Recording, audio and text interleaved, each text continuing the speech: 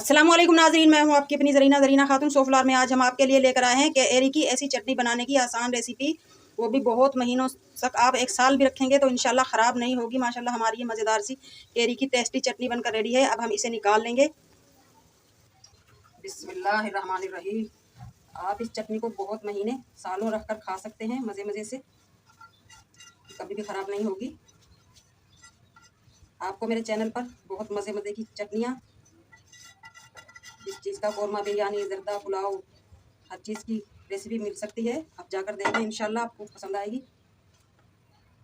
ये चटनी आप बनाकर ज़रूर देखिएगा, इंशाल्लाह आपको बहुत पसंद आएगी। कमेंट बॉक्स में मुझे ज़रूर बताएं कि कैसी लगी मुझे ये मेरी आपकी ये चटनी स्टोर कर रखने वाली। माशाल्लाह माशाल्लाह, आप किसी भी चीज़ के साथ इस चटनी को खा सकते हैं। सुबह सुबह नाश्ते में, पराठे के साथ, नान के साथ, चपाती के साथ, रुमाली रोटी के साथ, चावलों में डालकर आप खाएं, इंशाल्लाह आपको ज़रूर पसंद आएगी। कमेंट बॉक्स में ज़रूर बताइएगा स्टोर करने वाली हमारी ये मज़ेदार सी कैरी की चटनी की रेसिपी कैसी लगी। चलिए अब हम रेसिपी की तरफ आते हैं। बिस्मिल्लाहिर्रहमानिर्रहीम। आज हम आपके लिए लेकर आए हैं केरी की बहुत ही मज़ेदार खट्टी चटनी, वो भी आप स्टोर कर रख सकते हैं। 2 से 3 महीने तक ये ख़राब नहीं होगी इंशाल्लाह। आधा किलो हमने ये केरी ली है, धो लिया है इन्हें अच्छी तरह। अब हम आपको काट कर दिखाते हैं। सबसे पहले हम इसका छिलका उतार लेंगे। छिलका हम इनका मोटा मोटा उतारेंगे। केरी को हमने छील लिया है। अब हम इस तरह से इसके हर तरफ से बड़े बड़े छिलके उतार लेंगे।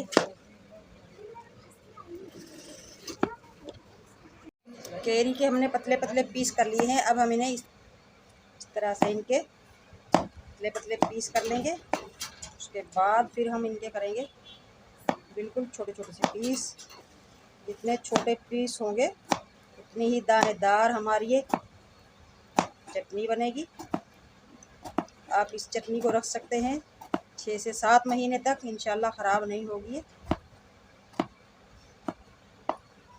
भंगार लगाने के लिए हमने हाफ़ टी स्पून सरसों के बीज, हाफ़ टी स्पून अजवाइन और हाफ़ टी स्पून लिए हमने कलौंजी।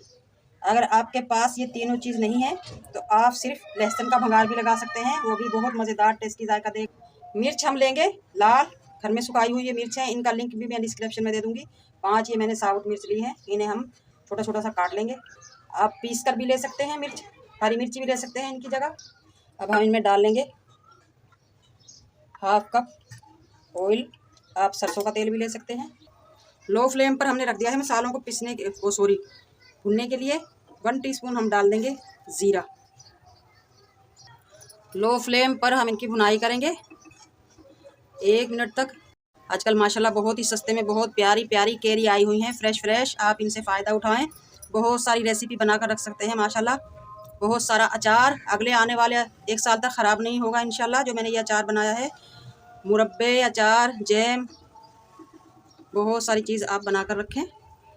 ये चटनी माशाल्लाह सुबह नाश्ते में भी आप खा सकते हैं, किसी भी टाइम आप किसी भी सालन में, पराठे में, ब्रेड पर लगाकर खाएं।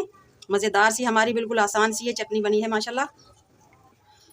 खुशबू आने लगी है हमारे मसालों में से। बहुत ज़्यादा भुनाई करेंगे तो ड्राई मसाले हैं ये जल जाएंगे। अब हम डाल देंगे अपनी छोटी छोटी दानेदार केरी।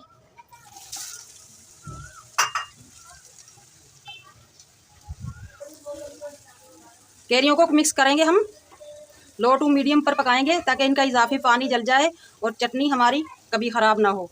इंशाल्लाह ये कभी भी ख़राब नहीं होगी क्योंकि इसका पानी तो हम जला ही देंगे। अब हमने जो ये मिर्च ली है, इस तरह से हम इन्हें बिल्कुल बारीक काट लेंगे, बहुत ही बारीक, ताकि ये हमारी केरी की चटनी में हल हो जाए।